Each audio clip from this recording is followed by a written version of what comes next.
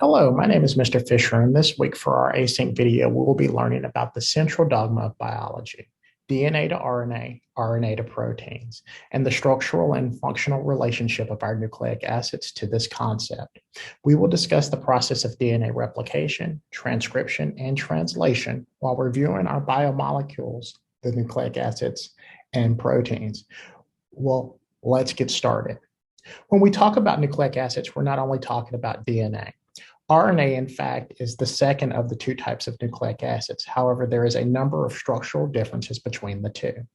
First, let's address the names DNA and RNA, which are nucleic acids composed of a sugar, a phosphate group, and a nitrogenous base. One difference between DNA and RNA is the sugar. Whereas the sugar in DNA is deoxyribose, the sugar in RNA is ribose. Now, I don't have to dwell on the exact chemical differences between the two sugars, but ribose has an extra hydroxyl group compared to deoxyribose, which you'll learn in chemistry later on. Second, there are four different nitrogenous bases found in DNA and RNA. However, the bases found in DNA are guanine, cytosine, adenine, and thymine. The bases found in RNA are guanine, cytosine, adenine, and uracil. Uracil forms two hydrogen bonds with adenine and functions just as thymine does. It is simply used in RNA instead of thymine. Finally, unlike DNA, which is double-stranded, RNA is single-stranded. Here's a little music video to kind of help us remember the structural and functional differences between the two nucleic acids, DNA and RNA. Deoxyribonucleic acid. A molecule contains genetic code, making all the body's proteins, and also sends some nerve signals. Cytosine, guanine, and thymine. And don't forget the adenine. They serve for basic bases that form instructions in genome. The DNA and RNA, building blocks of the living things. Chains of base pairs, phosphate group, sugar, nucleic acid.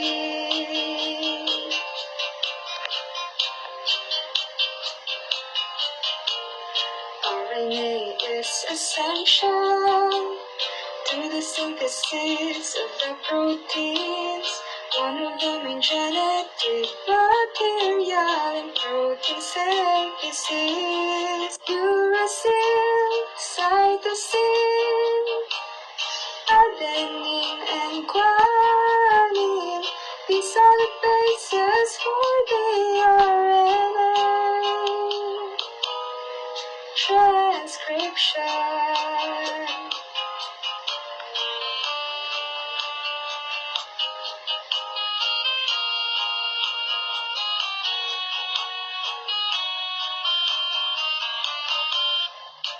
DNA replication, the process by which the DNA makes a copy of itself whenever the cell divides itself.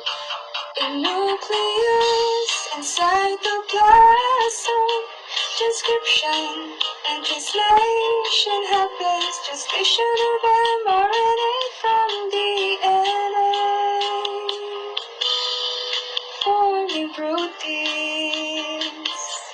The DNA and RNA, building blocks of the living things.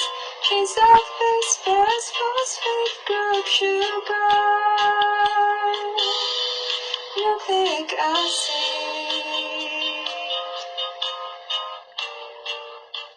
DNA and RNA and proteins are functionally linked together in a concept known as the central dogma of biology.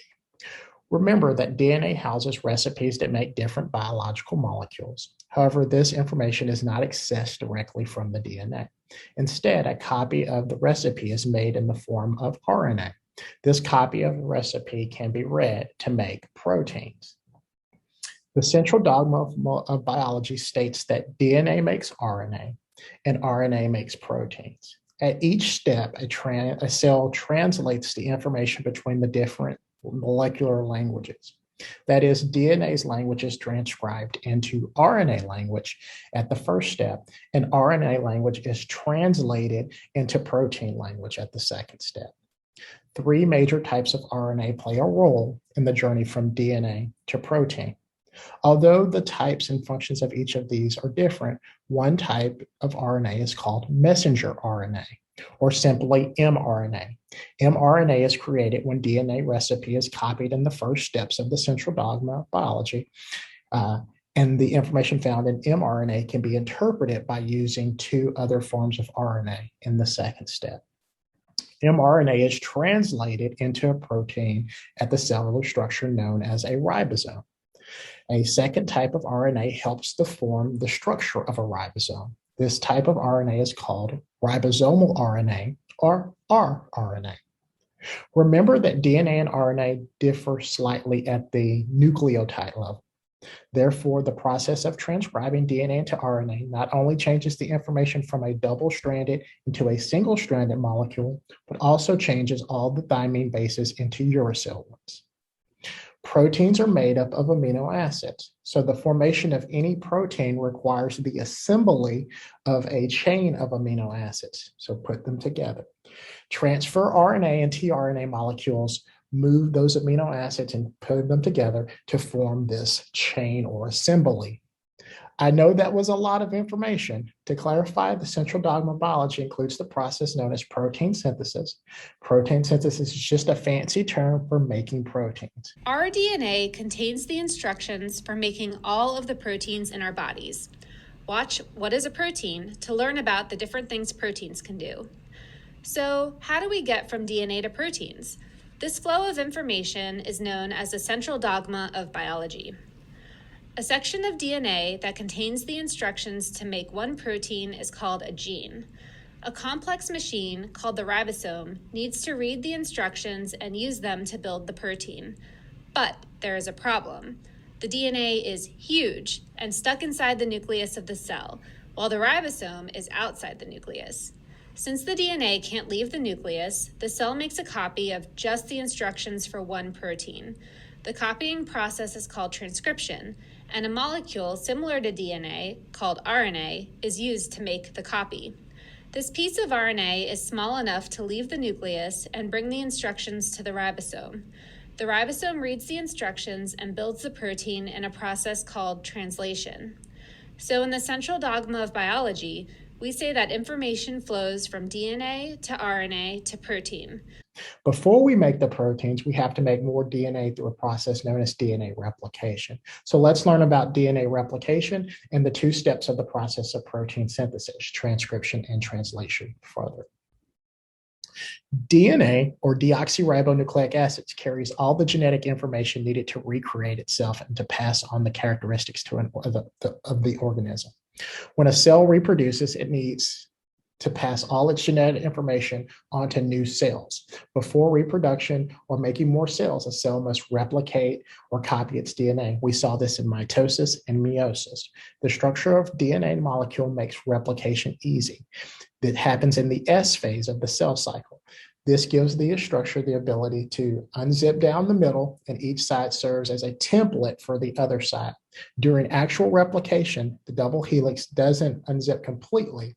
Only a smaller level called a replication fork is completed in the process. So what are the steps of replication? An enzyme, helicase, unwinds the double helix. Several proteins temporarily bind to each side to keep the sides separated. An enzyme complex DNA polymerase walks down the DNA strands and adds new nucleotides to each strand.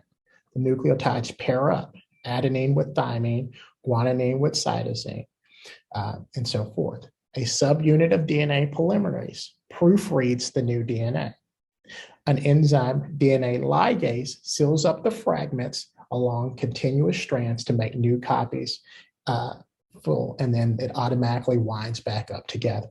With the DNA replicated, we can now look towards protein synthesis.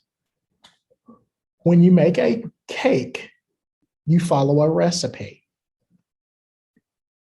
That recipe tells you what ingredients to use, what equipment you'll need, like a mixer or a bowl or a spoon or a certain measurement of things. When a cell in your body wants to make proteins, they have to follow a recipe. We know that recipe as DNA. It is the blueprint for what we make and how the cells and things make everything else.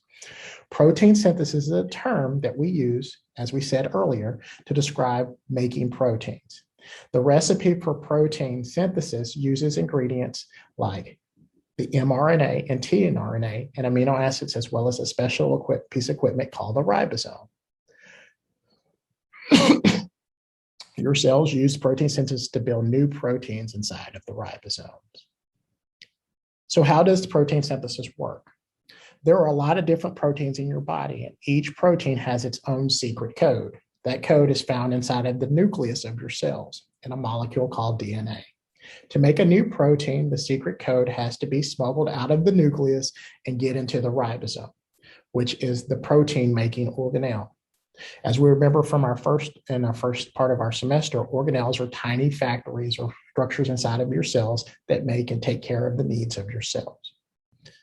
To get the secret code from the nucleus to the ribosomes, we need a messenger. Just like you can call someone or send an instant message, the messenger carries the genetic information to the nucleus, to the ribosome, and it's called messenger RNA, or mRNA for short.